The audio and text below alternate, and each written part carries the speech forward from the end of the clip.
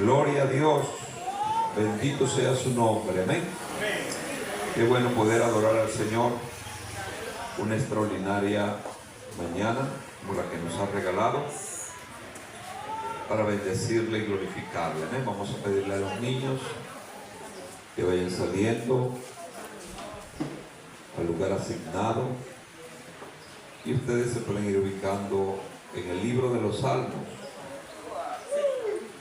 Gloria al Señor. Vamos a leer en el libro de los Salmos, posiblemente en el libro 5 o 4, pero vamos a leer el 88. Gloria al Señor. Bendito sea el Dios Todopoderoso. Amén. Que nos permite estar en su casa, y los adolescentes también pueden ir saliendo. Gloria al Señor. Y todos los demás nos ubicamos en el Salmo 88. Gloria al Señor. Y vamos a leer desde el verso 1 al final. No vamos a leerlo hasta el verso 14. Hasta el 14. Amén. Amén. Amén. Vamos a leer entonces este salmo a la bendición del Padre, del Hijo y del Espíritu Santo, de manera antifonal. Oh Jehová, Dios de mi salvación, día y noche clamo delante de ti.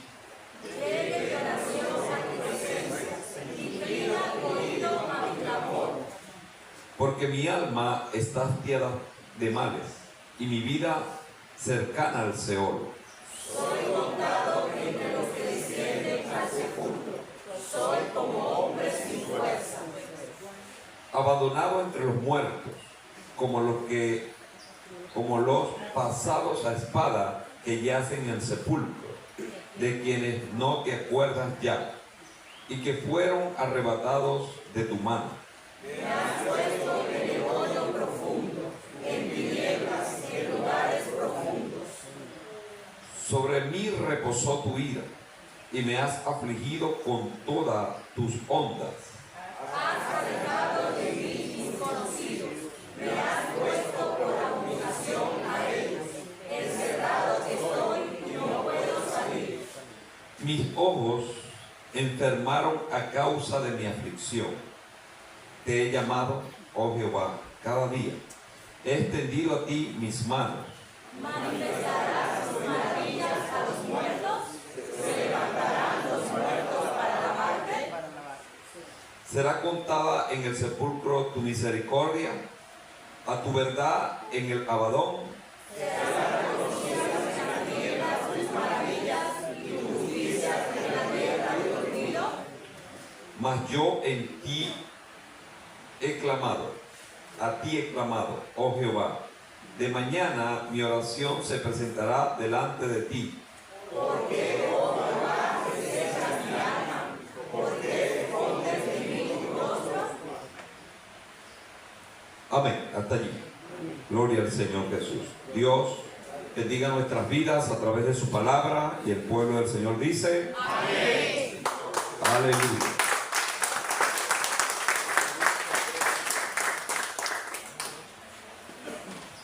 Gloria al nombre del Señor Jesús. Pueden sentarse. Vamos a continuar con esta palabra que hemos venido hablando acerca de Jesús, y en este caso de Jesús, la profecía acerca de su muerte. Pero he querido traer este salmo porque habla un poco acerca de la sepultura de Jesús, porque hoy quiero hablar de Jesús y la resurrección. Y vamos a ver por qué esto va a marcar, como todo lo que hizo el Señor, marcó para la humanidad, no para nosotros solamente, sino para la humanidad, un antes y un después de los eventos. Por eso Jesús y la resurrección va allí en conjunto con Jesús y su muerte, porque ya ustedes me han oído hablar los domingos pasados acerca de esta muerte terrible que sufrió el Señor, a punto de que nadie quedó ajeno a este evento. Los hombres, los demonios, los ángeles, la naturaleza visible, invisible, todo lo que usted se imagine y no se imagine, estuvo allí presenciando este evento. Algunas personas, cuando analizan un evento tan mayúsculo como este, tienden a pensar que los eventos fueron focales o locales, nacionales, nada más para Israel. Y hasta cierto punto tendrán sus razones y sus argumentos de peso. Yo soy de los que creo rotundamente que este evento marcó a la raza humana. ¿A qué me refiero? A que desde las 12 del mediodía hasta las 3 de la tarde dice que hubo oscuridad sobre toda la tierra. Algunos dicen que es una expresión de la hipérbole de toda la tierra, que no era necesario que el globo terráqueo quedara oscura, sino solamente la nación hebrea, la tierra de Israel, foco sobre Jerusalén, que era el epicentro del evento. Ahí es donde yo soy de los que creo, y me uno a un grupo de personas que creo que esto fue un evento mundial, que los chinos y cualquier tribu indígena de cualquier globo, de cualquier parte de la tierra, vio el evento, que algunos no lo entendieron porque no estaban en el epicentro, sí. Pero estoy seguro que alguien en algún momento buscará que hubo una oscuridad sobre la tierra y tendrá que ubicarla ese viernes en la tarde cuando Jesús moría. Porque no fue un evento focal, fue un evento mundial. Tuvieron que preguntarse muchas personas qué estaba pasando. Algunos seguro buscando instrucción en sus astrólogos o en algunos de sus sabios, depende de la región donde estuvieran, recibieron la explicación. Pero usted y yo, gloria a Jesucristo, la tenemos bien clarificada en la palabra del Señor. Amén. Que los eventos que sucedieron esa tarde, ya para caer en la noche, fueron patentes y fueron realmente evidentes para todos los que allí estaban y el globo terráqueo. El punto de que esta fue la antesala a la sepultura de Jesús, la muerte de Cristo. Ustedes saben, los evangelios se encargan de darnos esos detalles. Cuando ya se empieza a hablar de la crucifixión de Jesús, se empieza a hablar de cómo fue él muerto, entonces los evangelios se encargan de eso. Los evangelios sinópticos, que es Mateo, Marcos y Lucas, hablan de estos eventos, algunos enfocados en algún detalle que otro no vio, de los otros dos, pero van hablándonos con muchos detalles al punto de que una vez que el Señor muere, entrega su espíritu al Padre y su alma tiene que hacer el viaje a la profundidad de la tierra, entonces su cuerpo queda inerte. Su cuerpo que no vio pecado, su cuerpo que no practicó el pecado, su cuerpo donde habitó el Espíritu Santo de manera extraordinaria como nunca lo había hecho sobre ningún hombre o mujer alguna, ese cuerpo no podía ver corrupción, no podía ver los estragos de la naturaleza sobre ese cuerpo. Aunque estaban presentes todos los elementos, miren lo que sucedió, ya ustedes saben, el preludio a la crucifixión fue que el Señor días antes había estado en casa de alguien y alguien había derramado un perfume muy extraordinario sobre su cuerpo. Esto lo dijo el Señor, déjenla porque ella sabe lo que está haciendo, o mejor dicho, ella lo está haciendo para mi preparación. Porque resulta y acontece que por estar cerca el día de reposo, día donde los judíos no hacen nada, el cuerpo tuvo que ser bajado de manera apresurada. Y no hubo forma de prepararle, pero Dios había puesto en el corazón de un discípulo, entre los que se creen, le damos el título, no la Biblia, se lo da. Le damos el título de discípulos secretos del Señor, lo cual no existe. El Señor nunca pretendió tales discípulos, pero hay gente que así se conduce. Usted empieza a buscar entre las filas incluso de los mismos cristianos, y hay evangélicos.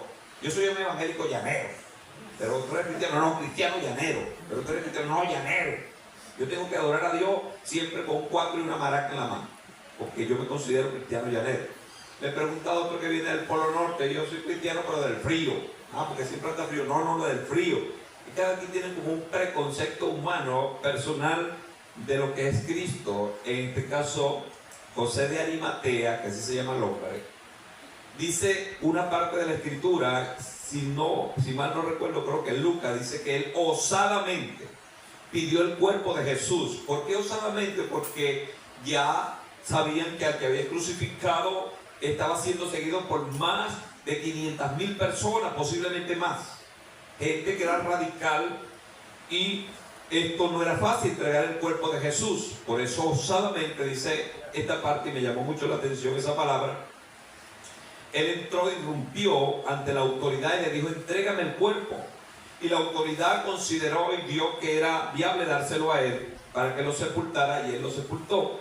Este hombre era una persona pudiente, rica, y los que eran ricos de este tiempo y que eran judíos practicantes tenían a bien tener siempre un sepulcro bien preparado para él y su familia. Un sepulcro nuevo, era un privilegio abrir una roca, abrir un hueco en la roca y poner a sus muertos allí. Esto no lo tenía ni lo hacía cualquier persona, incluso algunas personas anónimas, algunas personas que no tenían recursos, algunas personas sencillamente la arrojaban a los despeñaderos, como era el caso de las afueras, donde por cierto se ahorca Judas, cayendo sobre ese basural. Prácticamente allí arrojaban incluso cuerpos humanos de personas anónimas que nadie reclamaba, algunos lo dejaban a la intemperie para que se la comieran las aves. Pero el cuerpo de nuestro amado Jesús no podía ser de otra forma, porque ya la Escritura decía que la iban a poner en un sepulcro nuevo, pero es que María no tenía dinero para eso. Sus discípulos tampoco, estaban huyendo, tenían miedo. Pero Dios tenía a un hombre que había tocado en su corazón para que se convirtiera, pero él estaba dando luces de su conversión progresivamente. Era considerado, según algunos estudiosos, de los discípulos secretos de Jesús.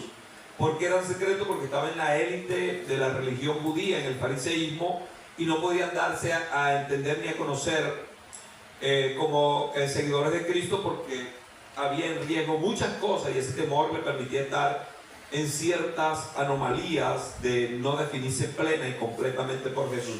Pero aquí viene su demostración de fe, su entrega y su servicio a Dios. Entró a la autoridad y le pidió el cuerpo.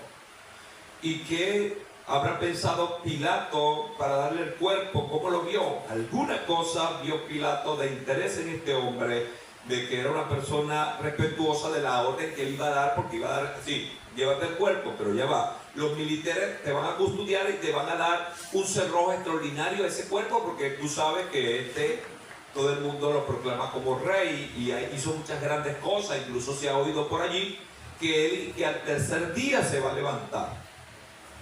Lo cierto es que sucedieron los eventos así. Jesús de Arimatea apresuradamente bajó el cuerpo. Estaba María, la madre de Jesús, y algunas mujeres allí. Quizás les pusieron algunas especies de apuro, lo envolvieron en una sábana nueva y lo pusieron en el sepulcro nuevo. Mire lo que dice la Escritura en todos los salmos que hay. Son salmos mesiánicos algunos, y algunos son salmos que tienen partes mesiánicas. Y es interesante cómo nosotros podemos ver y saber que esto compete a tal o a cual asunto. Me refiero a lo que dice el Salmo 16. Gloria al nombre de Jesús. En el verso 10, verso que usted debe tener siempre fijo para ser tomado en cuenta cuando se hable de Jesús, su crucifixión, su muerte y su resurrección. En este orden de ideas de lo que vengo diciendo, que José de Arimatea pide el cuerpo, apresuradamente tuvo que bajarlo porque ya estaba a punto de comenzar el día de reposo donde no podían hacer nada. Él lo llevó apresurado y lo puso allá. Mire lo que dice el Salmo 16 en el verso 10, es plena y completamente mesiánico. Dice: porque no dejarás mi alma en el Seol, ni permitirás que tu santo vea corrupción. Que ya estaba dicho de la palabra de Dios que Jesús no podía ser corroído ni corrompido por los elementos naturales, por los elementos bacteriológicos. Nada de los procesos que sufren los cuerpos que están en pecado iba a pasar en Jesús. ¿Por qué? Porque Él iba a resucitar. ¿Y por qué? Porque Él no tenía pecado. Murió porque se entregó. Murió porque era la única forma de salvar al hombre, pero esto presentó un misterio para todos los seres, al punto de que Pablo, que es el que entra un poquito en la mente de los ángeles alrededor de la cruz, él dice que para los ángeles era un misterio que Dios muriera, porque ellos decían: Jesús es 100% Dios, le adoramos, le servimos, nos creó a nosotros, pero ¿cómo va a morir? Si la muerte es la evidencia más fehaciente de que el hombre está en corrupción y en pecado. pero es allí los misterios y el gran amor de Dios que se sometió a todos estos rigores por amor a nosotros.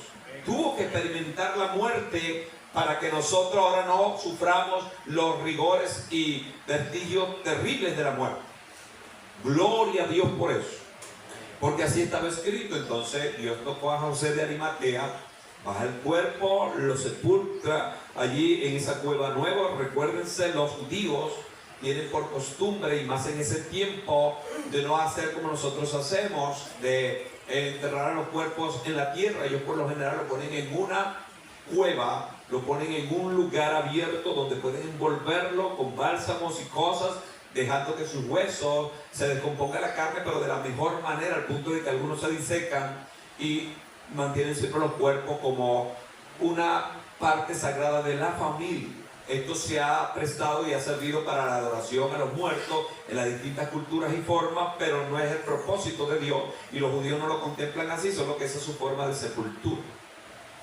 Nosotros tenemos una forma donde se nos mete en un cajón y se nos pone en la tierra, pero no hay contacto con la tierra. Esto sigue teniendo no el estado original de lo que Dios dijo. Dijo que nos tomó de la tierra y cuando nosotros morimos debiéramos ir a la tierra. Como yo creo que debiera ser la forma más ideal de poner los cuerpos en la tierra, ponerlo tal cual como está, en la tierra. Abrir un hueco, sí, a una profundidad considerable para que no vaya a surtir ningún tipo de efecto sobre los mortales y vivos, pero sí debiera ir el cuerpo a la tierra. Pero bueno, nosotros no tenemos esa costumbre. Si Dios me permite ser en algún momento alguna autoridad de esta nación y sigo siendo una autoridad cristiana, voy a establecer un cementerio donde la gente va a ser enterrado desnudo y puesto a la tierra, sin ningún trapo, sin ningún guayuco, sin ningún colorado, directo a la tierra. Así que entiendan lo que lo estoy diciendo ahorita, que estoy debajo la lámina de sí, pero si Dios me da alguna de las cosas que yo considero, quiero tener un cementerio para los creyentes. Y gloria al Señor. Algunos dicen, pero el pastor es como muy funesto en su pensamiento. Es que lo más seguro que tenemos una vez que nacemos es, y para nosotros no es la muerte como la del impío, es un privilegio marcharnos al cielo. Aleluya. Miren lo que Dios el Padre había hecho. Había preparado un sepulcro para su Hijo Jesús. Esto es muy interesante e importante porque la gran mayoría de nosotros como cultura, de nosotros acá y con las diatribas y problemas que hay en todos los mundos de esta nación, ya la gente al morir ni siquiera sabe dónde lo van a enterrar. Yo de hecho he levantado la consigna, he levantado mi voz en el cementerio de mi pueblo, de Guayguasa, donde están sepultando a todos. Se murió uno por allá, un rancho chico, Guayguasa. Se murió otro por acá, Guayguasa. Y hay un negocio que tienen unas personas de ahí que ahí no estoy de acuerdo, porque si un cementerio del pueblo debiera dársele privilegio y oportunidad a los del pueblo, aunque dicen el cementerio es muy pequeño y para ahí caben todos, es porque ahí caben todos, porque estos bandidos están sacando los huesos de gente que es X, Y, Z y están enterrando en esos mismos cuerpos, en esos mismos huecos. Triste y lamentable, pero esto pasa mucho y más. Dígame cuando el santerismo se roba los huesos de los cuerpos para su práctica, es más doloroso. Incluso tiene alguna permisología de algunas autoridades que practican esto, permite que se roban los cuerpos. Por cierto, uno de los lugares más predilectos para robarse los cuerpos es el cementerio municipal. Por eso que algunos como que quieren irse a enterrar a Guayguasa. Lo cierto es que triste y lamentable que esto suceda, pero el padre vigiló y miró que su hijo no iba a ser sepultado en cualquier lugar ni de cualquier forma, en un sepulcro nuevo por un hombre que le tenía a él, el cual le puso un bálsamo allí. Y para que, como que si esto fuera poco, cuando el día de reposo pasó, fue María Magdalena y fueron muchas mujeres con aromas y especies para terminar de preparar el cuerpo. Eran personas dadas a este tipo de práctica, no le tenían miedo a los cuerpos. Y algunas personas tienen miedo a las personas cuando mueren. ¡Ay, murió! Ya viene el misticismo, el misterio. Es una parte más de la vida. Y algunos que nos ha tocado bregar con, como les he dicho, bregué con una persona en estado de descomposición que creo que más de 10 o 12 días. Eso es algo más terrible de ver. Pero es posible que a usted o a mí nos toque lidiar con alguna forma de esta. Así que no piense que esto es una cosa misteriosa que le sucede a los egipcios. Eso le sucede a todos los mortales. Y a nosotros nos va a suceder. Pero quiero enfocar un poco el punto de que es bueno que usted sepa dónde le van a poner. es bueno que usted se esfuerce en ese tipo de asuntos. Ahorita está de moda que algún grupo cristiano se resiste, es la cremación. Bueno, eso no se puede cremar. Si se crema un cuerpo que va a resucitar el Señor va a resucitar un cuerpo de la tierra, y si se va a través de la ceniza, no hay problema. Yo soy de los que no veo problema en esto, y es más, la Biblia no tiene ningún tipo de dictámenes ni de leyes en cuanto a esto. Sencillamente queda a merced de las culturas el volver el cuerpo a la tierra. Y sin embargo, bueno, esta práctica es muy común, y muchos cristianos se han hecho cremar y piden que sus cenizas sean arrojadas al mar, al campo, a donde ellos quieran. Lo cierto es que el Padre había preparado de antemano que el cuerpo de su Hijo no iba a ir a cualquier lugar. A eso me refiero, que es bueno que usted y yo tengamos este tipo de cuidado, solo que ahorita hay una empresa tramposa y engañosa acerca de esto. La gente paga, y cuando muere, ¿qué va a preguntar? No puedes, no debes, no tienes. Y vienen muchos problemas. Pero el Padre, preparó que su Hijo fuera sepultado en un sepulcro nuevo, así lo registró la Biblia. Porque no dejará mi alma en el Seol, ni permitirás que tu santo vea corrupción. Sí, Jesús sufrió la muerte que todos nosotros sufrimos. ¿Por qué? Porque Él tenía que dar ese ejemplo de morir por nosotros. Tenía que ser sacrificado, y la única forma de sacrificar es darle muerte. Por eso el Padre pedía que el cordero que se iba a sacrificar tenía que ser muerto. No era una ofrenda tipo protocolo o tipo simulada. Entrego al cordero y me lo llevo a mi casa. No, había que matarlo y derramar su sangre. Por eso el Señor Jesús tuvo que pasar por este extraordinario evento llamado muerte. Cuando Él muere, es puesto en ese sepulcro, y una vez que su cuerpo, me refiero a su cuerpo, siempre me voy a referir a su cuerpo, el cuerpo de Jesús, porque ustedes saben, y bíblicamente está demostrado, que el ser humano es un ser triuno, ¿verdad que sí? ¿Se acuerdan de eso? Hasta la saciedad, ¿verdad que sí? ¿Qué es lo que tiene el hombre? ¿Qué es lo más importante que tiene el hombre? El espíritu. Después del espíritu tiene, y después del alma tiene un cuerpo. Resulta que cuando Pablo está explicando un poco esto de la resurrección y los cuerpos que hay en la tierra, él dice que primero fue lo animal. Si Pablo lo dice, es una autoridad extraordinaria en lo que es la ejecución de la tierra. Me refiero a lo que dice 1 Corintios capítulo 15, que primero fue lo humano, lo natural, y luego vino lo espiritual en la tierra. Pero del origen primero es lo espiritual, ¿verdad que sí? Dios, de su naturaleza, crea todas las cosas palpables y visibles. Entonces, en esa extraordinaria forma en que Dios nos creó, tenemos un espíritu, tenemos un alma, tenemos un cuerpo. ¿Se acuerdan cuando Jesús moría en la cruz? La penúltima palabra que dijo. ¿Cuál fue la penúltima palabra que Él dijo? ¿Cómo? Así sí. Padre, en tus manos encomiendo mi espíritu. Está encomendando la parte más importante de Él al Padre. Pero su cuerpo tiene que sufrir los rigores propios de la vida. Solo que como su cuerpo no participó del pecado, el diablo no tenía elementos ni argumentos para corroerlo. Y más que Dios motivó a personas como José de Arimatea para ponerle una especie, aunque sea de manera tópica, para que se mantuviera allí mientras se preparaba después que pasara el día de reposo. Pero no hubo necesidad de eso, porque el Padre se encargó de todas las cosas. Y aquí está su expresión máxima de que no permitirás, no dejarás que tu santo vea corrupción. Por eso yo creo, y ahí usted va a venir como anillo al dedo, para que usted arme toda la escena cuando usted ve a Jesús pendiendo en la cruz desde las 9 de la mañana hasta las 3 de la tarde. ¿Por qué la necesidad cuando el sol raya en su máximo esplendor en ese tipo de geografía que son desiertas? ¿Por qué Dios permitió que la noche volviera a ese evento? Porque se estaba preparando incluso naturalmente para que su cuerpo no viera corrupción.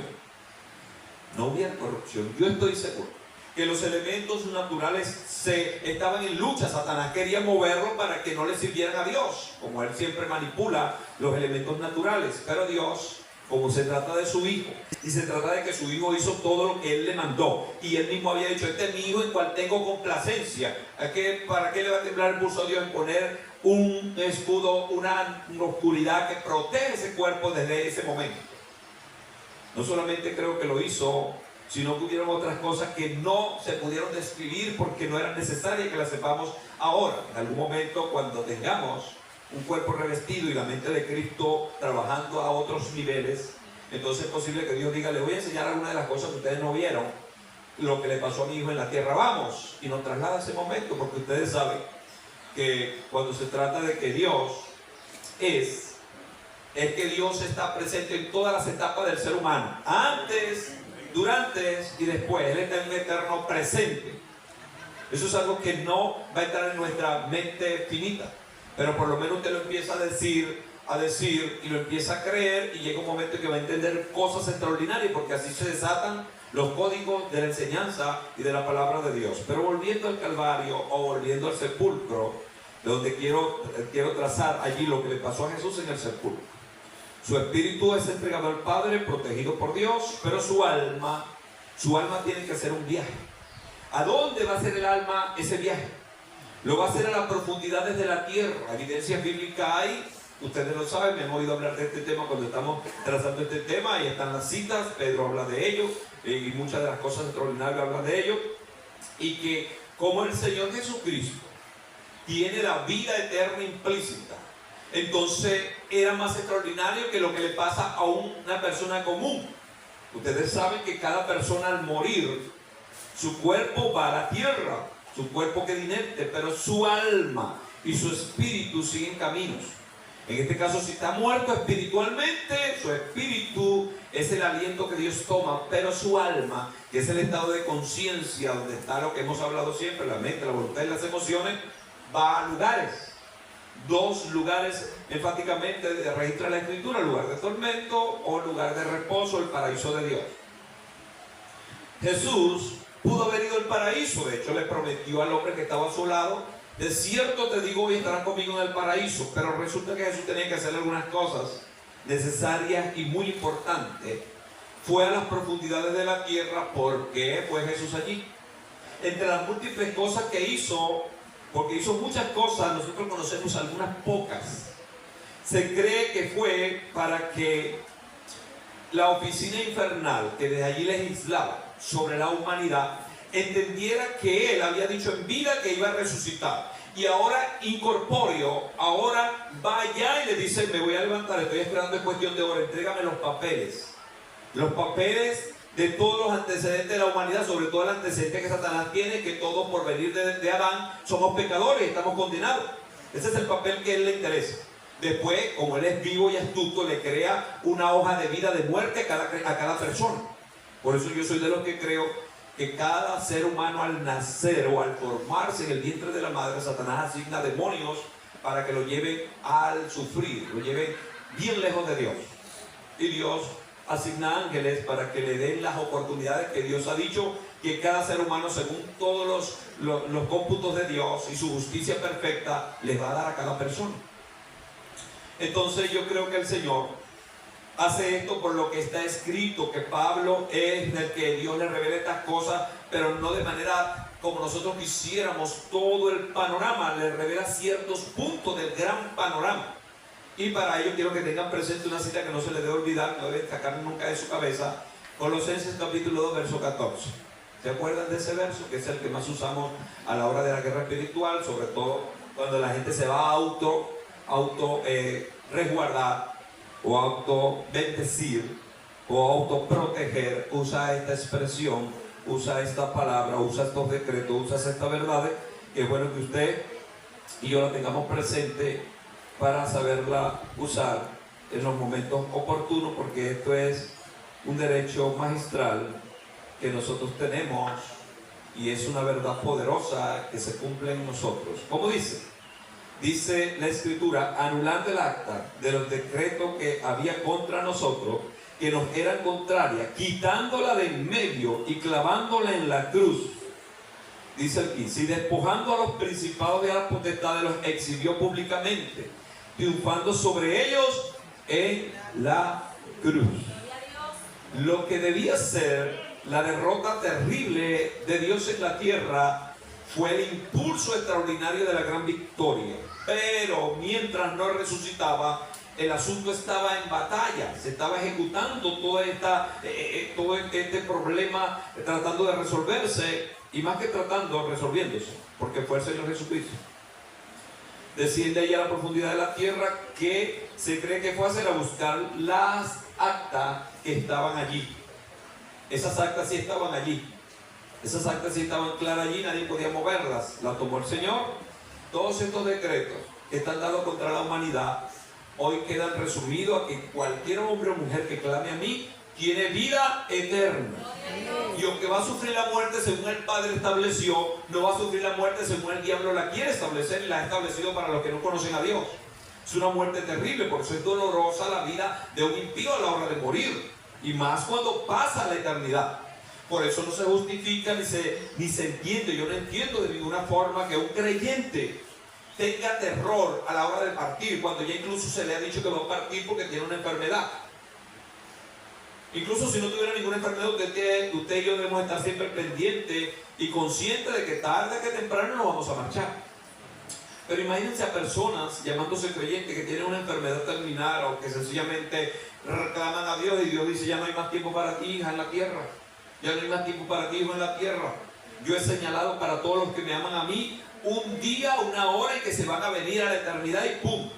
Quien se retuerce y se niega a eso, hace que los días se le hagan más terribles y más difíciles. Y como no quiere aceptar la voluntad de Dios y que no quiere aceptar la voluntad de Dios, entonces viene la voluntad del diablo. Va Satanás a tratar de hacerlo a él. Es una persona que es necia de entender que estimada es a los ojos de Jehová la muerte de uno. Tienen miedo de sus santos. O se me fueron tan profundos que todavía no salen de allá de donde Jesús fue a hacer viaje. Estimada es a los ojos de Jehová la muerte de uno de sus santos. Pero es así, uno de sus santos, una de las personas que ama y sirve a Dios. Eso es 2 más 2, 4. A la hora de que la persona se siente que su pellejo está entredicho, su pellejo está en la parrilla, o que su vida está a punto de acabarse, ahí es donde se ve dónde está usted parado, dónde estoy yo parado. Porque el temor recurrente para la humanidad siempre ha sido la muerte. Pero el creyente que se fogueó en la palabra, que sabe todas estas verdades, que ve a Jesús como ejemplo de que Él resucitó, entonces no debe tener ni una pizca de miedo. ¿Cómo se saca ese temor si alguien lo tiene? Porque siempre van a haber personas que están en distintas etapas de su fe. Clama al Señor, ruega a Dios, gime, ve lo que Él ha hecho por ti, mira lo que te espera. Cuando tú sabes el futuro que te espera, sencillamente no tienes ningún tipo de elementos de temor, porque sabes hacia dónde vas. Y la cuestión es que todos van a pasar por ese filtro, impíos o creyentes. Pero qué bueno que usted como creyente sepa dónde está parado. Sepa quién es el que le salvó. Sepa lo que Él ha hecho. Mientras Jesús, su cuerpo fue puesto en el sepulcro, Él fue a hacer una diligencia a las profundidades del infierno, al Hades, a la profundidad de la tierra. Fue a hacer que esto, tomó las actas de los decretos que había contra la humanidad y dijo: ¿dónde la pongo para que se exhiba? Donde Satanás quería ponerme a mí como vergüenza y cree que lo logró. Ahí dice: y despojando a los principados y a las potestades. Principados y potestades tienen que ver con todos los dominios de las tinieblas. Los exhibió públicamente. Por eso era que Jesús tenía que morir públicamente, no podía ser en secreto. Nadie, aunque algunos pudieron haber osado. Si Pedro sacó una espada y le arrancó la oreja a Marco, esa gente estaba armada. Ahí el que menos pujaba una metralleta, porque iban, vamos, porque ese hombre está rodeado de gente. Vamos armados hasta los dientes. Por eso iban una turia de personas. Iban una cantidad de personas considerable. Iban armados con antorchas. Iban los peores rufianes de los soldados. Iban allí. La guardia pretoriana iba allí, lo mejor de ellos. La guardia del templo también iba allí. Todos estaban armados. Allí cualquier cosita que reluciera con una espada hacía que los demás sacaran su espada y le echaran cuchillo a medio mundo. Pero ¿por qué nadie no se lo suele meter una puñalada a Jesús en el corazón para llevarlo medio muerto? Nadie podía tocarlo. Su muerte iba a ser públicamente. Todos tenían que ver de esa cultura. Por eso es que no es por casualidad. Este bandido también Dios lo inspiró. Es un bandido, pero lo inspiró Dios. ¿A quién me refiero? A Pilato. Pilato era un bandido con todos los perolitos. ¿Qué puso Pilato? Él lo hizo de manera irónica. Él agarró una tabla, la adornó bien bonita y mandó a su escribano: ponme ahí: Jesús, Rey de los judíos. Lo puse en hebreo. Ponlo también en latín y ponlo en griego, para que todo el mundo lo escuche y lo lea. ¡Wow! Él lo hizo de manera irónica, y la ironía funcionó porque los judíos se ofendieron. Dijeron: mira, ¿por qué pusiste eso allí? ¡Baja eso de allí! ¿Y qué dijo Pilato? Ahí usó de su autoridad y de su anarquía, que era un hombre anárquico, un hombre soberbio. Yo lo que he escrito, escrito está. No se atreven ni a mover ni una letra de eso. Todo el que pasaba leía, y el que no leía, le leían y decían: wow, ¿qué es eso? ¿Qué pusieron allí? Jesús Nazareno, Rey de los judíos. Rey de los judíos. Fue crucificado en una encrucijada, en una parte alta. Un gentío estaba viendo. Todo el que entró a Jerusalén, si fue por un sacrificio al templo, no, es un sacrificio. ¿Qué es lo que pasa? Tanto tumulto, tanta gente. Están crucificando a uno que resucitó hasta muerto, uno que dice que va a resucitar, uno que se hizo llamar hijo de Dios. Eso fue un revuelo extraordinario que causó todo aquello. No solamente de la parte humana, sino de la parte espiritual. Satanás convocó a muchos demonios y a mismas personas a ver cómo se iba a desarrollar los eventos. Porque este dijo que iba a resucitar. Este es el segundo Adán. No pecó en todas las estrategias que le puse, en las tentaciones que le dispuse. No cayó, pero lo estoy matando. Algo extraño está pasando. Bueno, aquí está. Una vez que Jesús es sepultado, va a esos lugares profundos de la tierra, toma el acta que él era contrario a la humanidad. ¿Y cómo lo hace? En la potestad, y los exhibió públicamente. Tenía que ser públicamente, pública y notoria. Por eso es que el creyente que es creyente, que está lavado por la sangre de Cristo, no es necesario que lo grite, ni que zapatee, ni que brinque diciendo lo que... Los demonios saben quiénes están lavados por la sangre de Cristo. Los ángeles saben quiénes están lavados por la sangre de Cristo. ¿Usted sabe que está lavado por la sangre de Cristo? Ahí es donde está el problema. Los demonios lo saben, los ángeles lo saben. Los que no lo saben, o a veces lo saben, cambian a veces, son los hombres. El componente humano es el que yerra en establecerse en esta fe extraordinaria. Pero el mandado fue hecho, la diligencia fue hecha, toda la extraordinaria labor de Cristo fue hecha.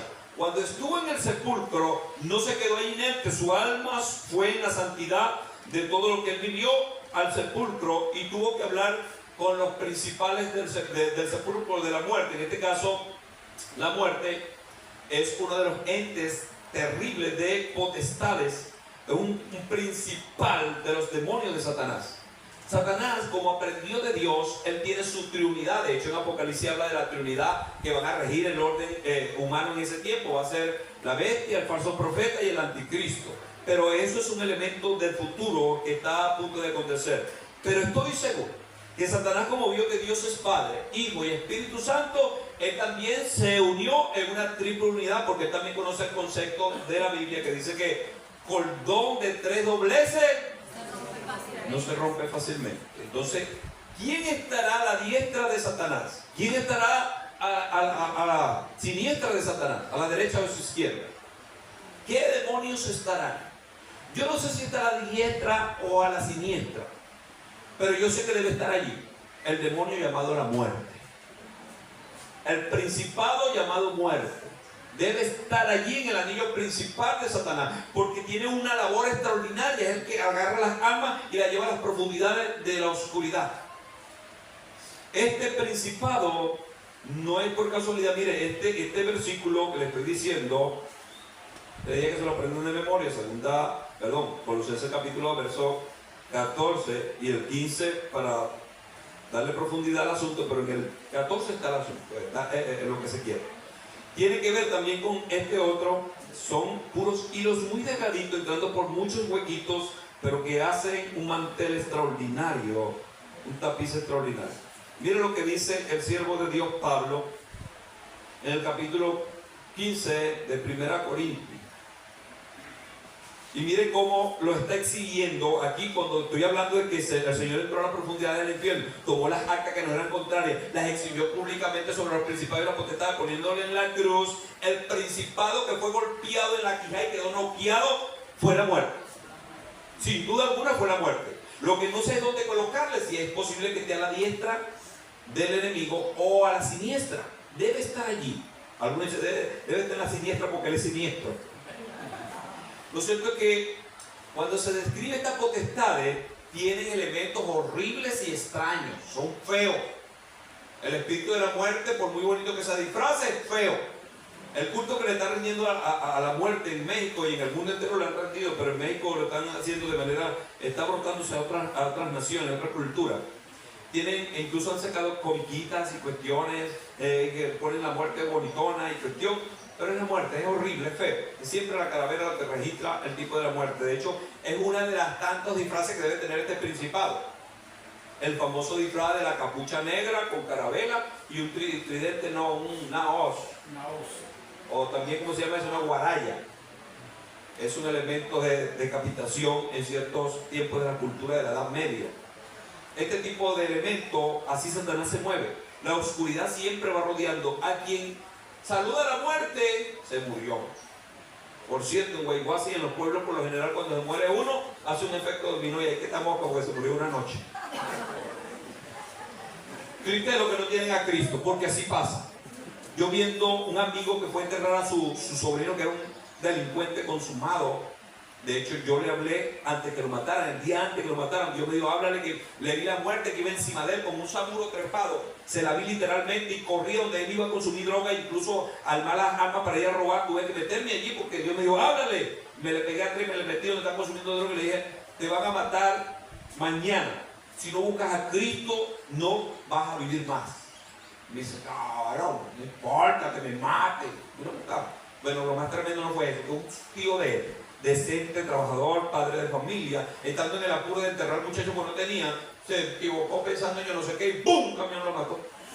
Haciendo la diligencia para enterrar al consumado delincuente.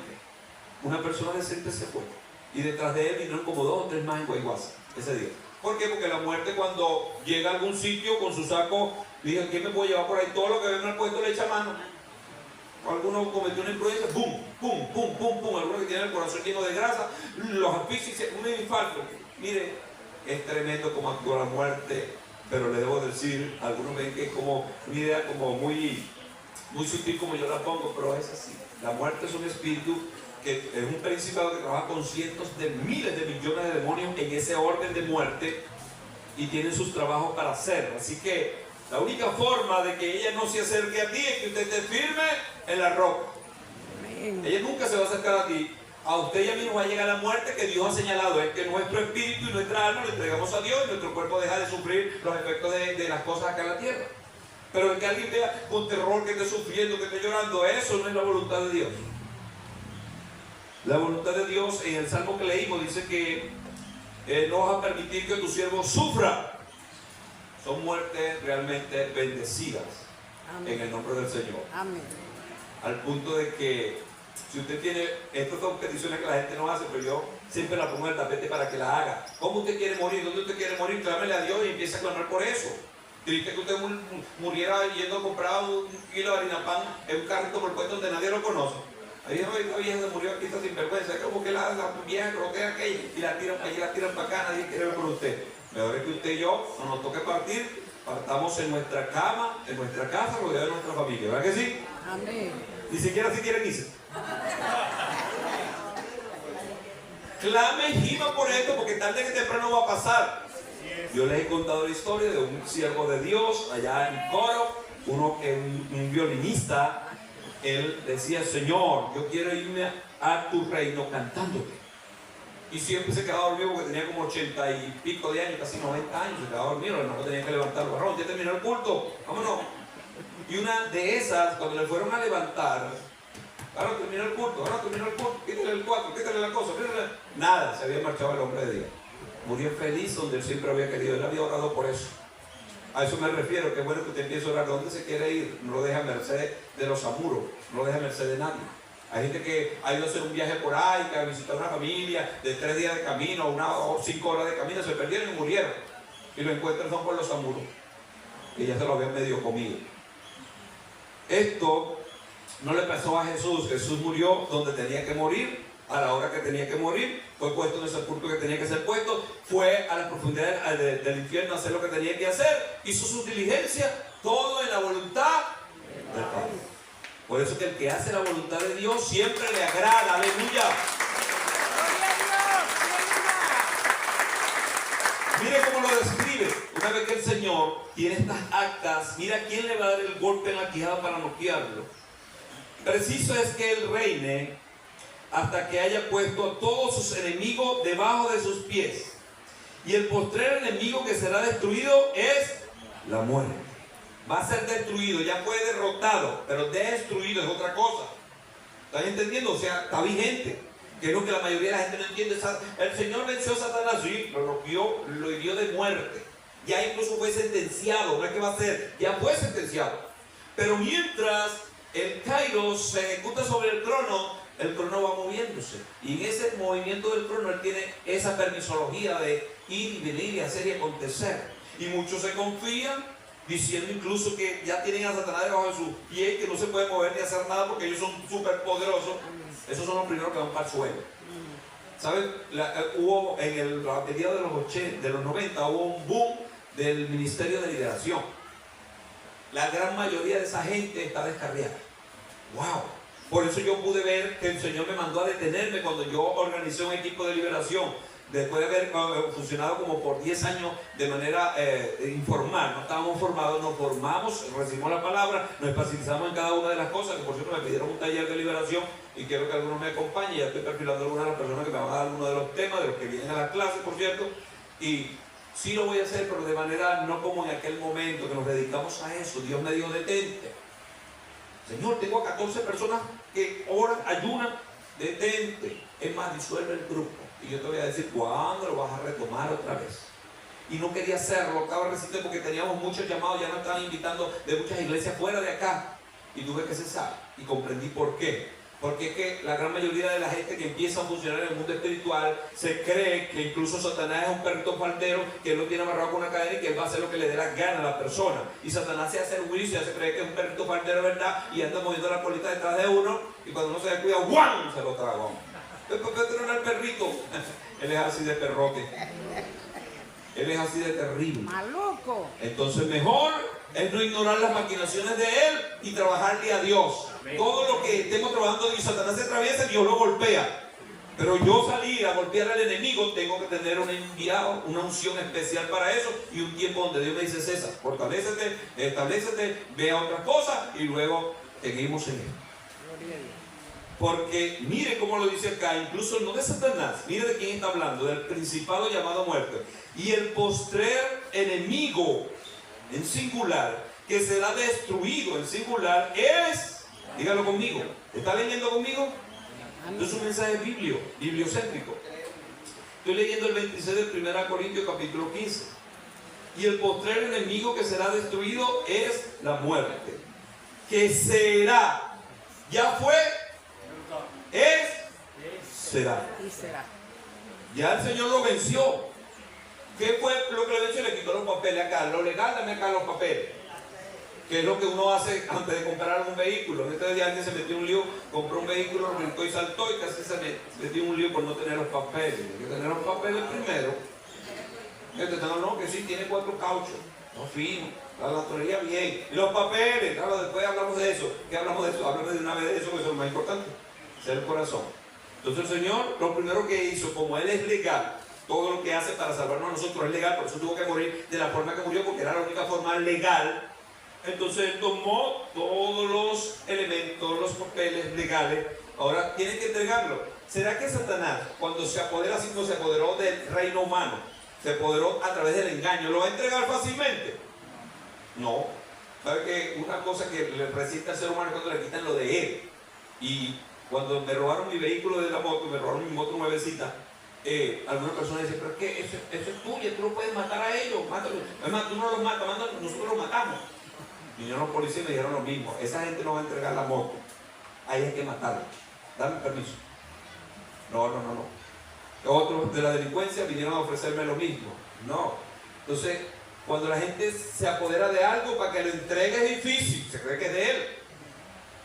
Satanás, estos papeles, el principado de la muerte, estos papeles, para entregarlo, él se iba a resistir. Pero, ¿cómo se va a resistir a la orden del Supremo, del Eterno, que está yendo a las oficinas de allá mismo y le está diciendo, entrégame los papeles?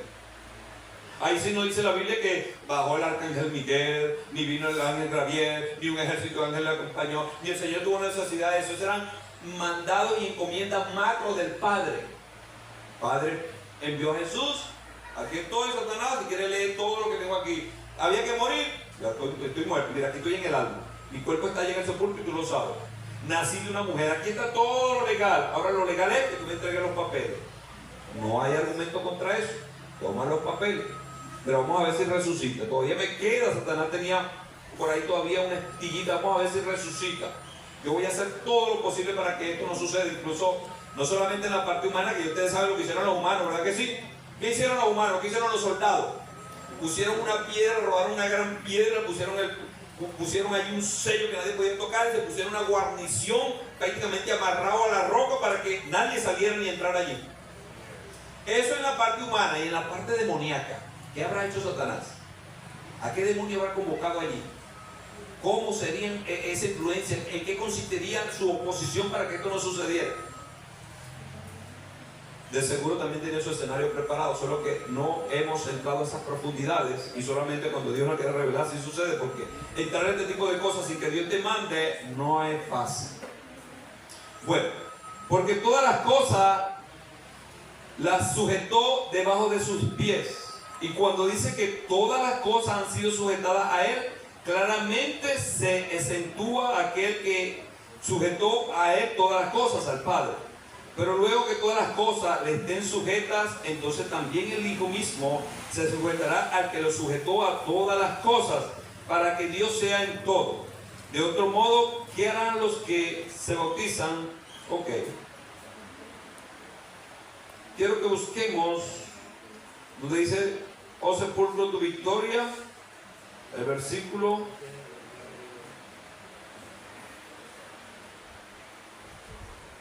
tanto después de esto, el 56. Gloria a Dios y aleluya. Ok, aquí están los decretos y las palabras que Pablo está escribiendo, que es bien posible que el Señor Jesucristo haya escribido en ese lugar. ¿Dónde? El 55. ¿Dónde está, oh muerte, tu aguijón? ¿Y dónde, oh sepulcro, tu victoria? Ya que el aguijón de la muerte es el pecado, y el poder del pecado, la ley. ¿Jesús cumplió la ley, sí o no? Cumplió la ley. ¿Jesús pecó, sí o no? No. Entonces cumplió la ley y no pecó. Entonces el aguijón de la muerte es el pecado. Es donde Él clava y hace que sufra. Pero a Jesús no lo pudo hacer sufrir porque Jesús no vivió en pecado. A los que mueren en Cristo, la vida eterna está garantizada porque ese mismo es el que nos las ofreció y nos la dio de gratis. Porque el aguijón de la carne, el aguijón, perdón, de la muerte, es el pecado. Por eso es que si el pecado domina al hombre y el hombre vive una vida de pecado, está ajeno a Dios, está muerto. Pero si esa persona, a pesar de lo que pudiera errar, fallar, se mantiene firme al Señor, le pide perdón a Dios, le busca, se va apartando de todas las cosas que no convienen, este va en progreso, este va avanzando, este tiene del cielo ayuda, este tiene del cielo respaldo. La muerte no tiene ningún tipo de elementos que le hagan sentir sus efectos terribles sobre esa persona. No tiene derecho ni legal ni ningún tipo de derecho. ¿Por qué? Porque esa persona está bajo la merced del Señor Jesucristo, porque Él le venció. Por eso, ¿dónde está muerto tu aguijón? ¿Dónde, oh sepulcro, tu victoria? No tienes victoria sobre los que han recibido la vida eterna de Jesús. Tienen vida eterna los que tienen a Cristo. Amén. Entonces todas estas diligencias le hizo el Señor Jesucristo. Murió de la manera que hablamos un poco la semana pasada, fue sepultada de esta manera, fue a las oficinas infernales, reclamó los derechos, el acta la clavó en la cruz, aunque algunos ven la cruz del Señor y ven nada, pero en el mundo espiritual es donde esa acta quedó clavada, que es donde realmente radica, primero delante del Padre y delante de las entidades demoníacas.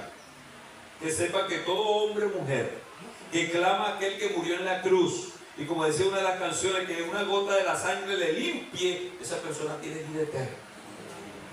No tiene condenación eterna. El imperio de la muerte, los secuaces de la muerte, todo lo que tiene que ver con la muerte según el orden de las tinieblas, no tienen acceso sobre esa persona. Por eso les he dicho, creo, y es verdad, que cuando un santo muere, aparte de que hay fiesta en el cielo, es una victoria que logra de manera inmediata, al punto de que cuando un santo muere, siempre está cantando. Por lo general canta, no siempre, pero por lo general canta.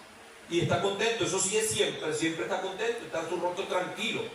Pero que un creyente empieza a raspar la carne y a golpear broma y a ver rayos, cosas y ay, asustado, a punto de morir, esa persona está en pecado. Esa persona perdió su tiempo en la iglesia. Por eso yo se lo digo a ustedes, no pierdan su tiempo en la iglesia. Revísese 1 y 1000 veces para que cuando le toque pasar por este evento, usted esté clarito como el cristal. Amén. Y no clarito como el petróleo. Porque ahí es donde Satanás le conviene el petróleo y la confusión, porque es donde va a meter la mano. Una gente que le tiemble, que tenga miedo, que no sepa lo que Dios ha hecho en la cruz. Si no lo supo sentado en un banco, oyendo la palabra, cantándole a Dios, moviéndolo como estamos viendo nosotros en esta bendición.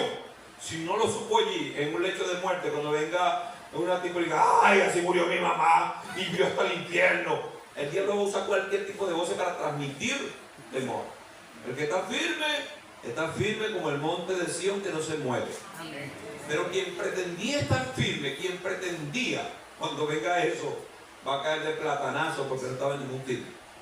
Firme aquí, usted no viene a perder su tiempo jamás y nunca en ninguna parte donde va a adorar a Dios, ¿verdad que no? Amén. Por eso hacemos bien si le adoramos de todo corazón y resumimos su palabra, la recibimos para practicar. Quien hace esto está blindado. Quien hace esto está fortalecido, porque puede decir como Pablo, ¿dónde está muerte tu aguijón? ¿Y dónde, oh sepulcro, tu victoria? No pudiste detener, aleluya. No se pudo retener al Cristo de la gloria, dice el canto. ¿Por qué? ¿Cómo van a retener a Jesús? Nadie podía retenerlo. Pero tenía que cumplirse un tiempo. Él dijo, al tercer día me levanto. No pudo haber sido el día de reposo. El día de reposo estaba haciendo toda esta diligencia para eso, pero que usted lo ponga en contexto. Jesús muere el día viernes a las 3 de la tarde. Lo entierran antes del día de reposo. Todo el día de reposo, una vez que ya él muere, empieza a hacer esta diligencia. ¿Qué hizo previamente a ir al infierno? No sabemos. Muchas de las cosas quedan para la revelación que él nos va a dar, porque él no va a hacer un tour por todas esas cosas pasadas que él hizo. ¿Usted quiere saber qué estaba haciendo Adán antes de pecar? Yo lo voy a llevar.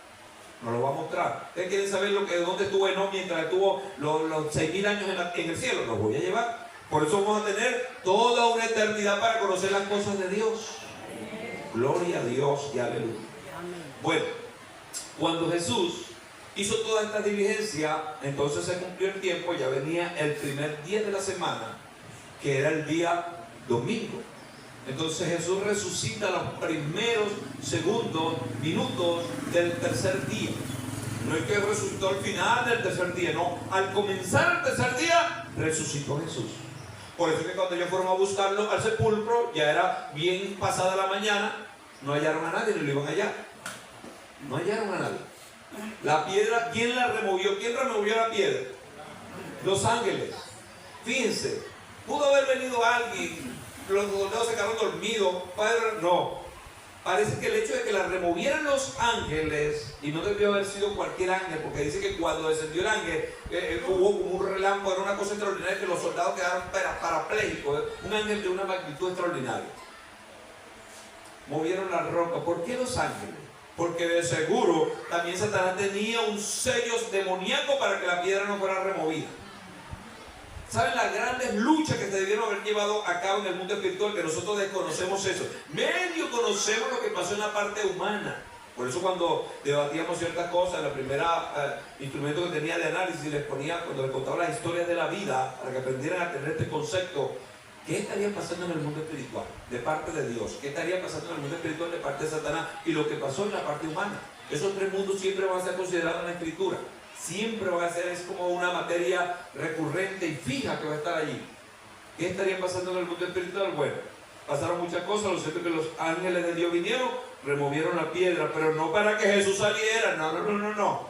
Jesús, como resucitó, no necesitaba que le movieran piedra ni nada. Él se levantó y sencillamente hizo lo que tenía que hacer. Al punto que después los discípulos, para aceptar eso, para aceptar que Jesús había resucitado, aunque el Señor se lo había dicho en muchas ocasiones, estaban un poco complejos y difusos, confusos, temerosos.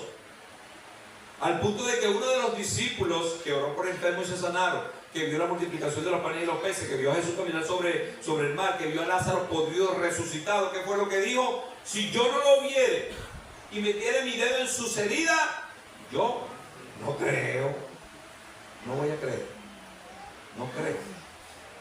¿Y qué fue lo que dijo el Señor cuando apareció aquella vez? Ellos estaban asustados, encerrados, estaban resguardados, estaban escondidos, tenían la puerta cerrada como con 500 pasadores. Eso no necesitaba que tocar la puerta ni que la abrieran. Él pasó las paredes, traspasó las paredes y dijo, aquí estoy. Yo no sé cómo le habrá quedado los ojos a Tomás, ¿era el hombre? Tomás. A Tomás. Si se le salieron ahora, primero tenía que buscar los ojos para ponérselo, que era más difícil. Lo cierto es que el Señor le dijo a él directamente, Tomás, aquí estoy. Oí lo que dijiste, como Dios lo oye todo. Mete tu dedo aquí, pues. Ahí el hombre se aturdió, tuvo miedo. No, Señor, no creo. Más bienaventurado es haber creído sin haber visto. ¿Qué es lo que usted y yo estamos haciendo? ¿Usted cree en el reino de los cielos? Amén. ¿Usted cree que tiene una casa en el reino de los cielos? Amén. Si usted se deja meter la mentira, tú no tienes ni un rancho en un barranco de los lanceros, ¿qué casa en el cielo vas a tener? Ese es el diablo y sus patrañas. La escritura y la legalidad, lo legal, lo sensato, lo verdadero, lo poderoso, lo amable, lo bueno, lo justo, dice que usted tiene una casa en el reino de los cielos. ¡Aleluya! Y que usted, aprovechando que está llamada Carmen, allí se cuenta que ella quiere tener sus ojos finos, su pelo fino, su pierna fino, todo fino, pero no está tan fina, está disparatada y golpeada. Ese tabernáculo se va desechando, pero el espiritual se va fortaleciendo. Claro que sí, amén. Y es mejor que sea así, porque si Dios nos entrega un cuerpo sano, una puta, no vamos a querer tener un fisiculturista. Y anda por ahí el coche, pues no, pero no puedo ir a la iglesia porque tengo un toque hoy. Así ha pasado, y gloria a Dios que usted llegó como llegó, no se queje. Siga para adelante. Siga para adelante, que le esperan unos ojos hermosísimos del reino de los cielos. En las tiendas dobladas que es barata, allá se la van a acomodar. Tiene un poco de diente por aquí, un poco de diente por allá, allá se lo van a acomodar. Amén, gloria a Dios. Dios te va a poner como un modelo del cielo. Amén. Un modelo del cielo, no un modelo de los hombres engañosos, no, un modelo del cielo. Y lo vivo adorando, así te mando. Porque nosotros vamos a recibir, aparte de la casa que tenemos en el reino de los cielos, un cuerpo glorificado. Gloria a Dios. Amén. Un cuerpo que no tiene ningún tipo de problemas de los que sufre el ser humano hoy. Pero, ¿quién va a recibir ese privilegio? Aquellos que en estas pequeñas cosas le está sirviendo a Dios creyendo. Amén. Ahí está, Dios es Dios de creyentes, no de incrédulos. El que se acerca a Dios tiene que creer que Dios está. Todas las diligencias fueron hechas, los papeles están legales en el tribunal de Cristo, todo está dado. Va para el cielo y va llorando. Por eso no quiero jamás que ninguna persona que reciba la palabra de mi boca, de este ministerio, se queje. Se queje. Quien se queja pierde. Y yo quisiera tener esto para servirle. No, eso es mentira, sírvele y punto. Mañana es tarde. Hoy es el momento. Amén. Las grandes cosas que se nos ofrecen no se comparan con ninguna lloriqueo ni ninguna estupidez de acá de la tierra. Esto son cosas pasajeras. Así que nadie deja de servirle a Dios porque tiene una hernia aquí, porque le dijeron que tiene un tumor allá, porque la oreja le empezó a crecer para acá. Olvídese de eso. Sírvale a Dios con todo su corazón. Porque Cristo nos sirvió a nosotros con todo su corazón. En el alma fue al sepulcro, resucitó el tercer día, se le presentó a los discípulos, no una vez, dice la Escritura que se estuvo presentando durante 40 días. Presentando, buscándolo todo, incluso cuando Él resucita, algo misterioso para nosotros, dice que cuando Él resucitó el tercer día, muchos resucitaron con Él. Y algunos se presentaron vivos a los parientes de ese momento. ¡Qué extraordinario! Las primicias las agarró Jesús y se las entregó al Padre. Padre, aquí está, la labor fue hecha, consumado, es completa la obra. Aquí está mi primicia, aquí estoy yo. Es cuestión de tiempo, dice el Padre, que vaya a buscar a mi iglesia. Los que estén vivos serán transformados en un abrir y cerrar de ojos. Y los que estén muertos van a resucitar con un cuerpo glorificado. Amén, amén. Si alguien no se goza de esto, entonces busque predicadores que le hablen de carros nuevos, casas nuevas, millones, niños que nunca se enferman. Vaya allá, pero aquí ese es el Evangelio. Este es el Evangelio de Cristo. Nuestra ciudadanía, aleluya, nuestra ciudadanía del reino de los cielos. Estamos de paso. Dios nos va a bendecir, nos va a prosperar. Mire, yo estoy respirando cada día más eso, que aquí mucha gente va a ser bendecida económicamente, pero recibe esta palabra. Yo lo creo. Porque si cuando te entra el billete se vuelve loco, ¡ay Dios! Ay, Dios. Hay algunos que se metieron a loco sin tener la revelación, pero quien se mete a loco teniendo la revelación es más loco que un loco. Que Dios nos libre, porque Dios nos va a bendecir, porque eso siempre, eso no, para mí no es algo misterioso, no es eso de 2 más 2, 4. Cuando uno empieza a buscar a Dios, Dios empieza a bendecirnos de manera extraordinaria. Y nos va a progresar en todo, solo que usted aprenda a amar a Dios ahorita, sentado aquí con el techo caluroso, con las cosas, ámelo, para que cuando vengan las grandes bonanzas, eso no lo aturda para dejar a Dios. Gloria a Dios. Vamos a servirle con todo lo que tenemos, poniendo todo siempre en la parrilla de Dios. Gloria al Señor porque ustedes lo hacen. Pero vamos a multiplicarnos para la gloria de Cristo. Vamos a cerrar aquí porque tenemos algunas cosas que hacer. Hoy vamos a participar de la cena del Señor.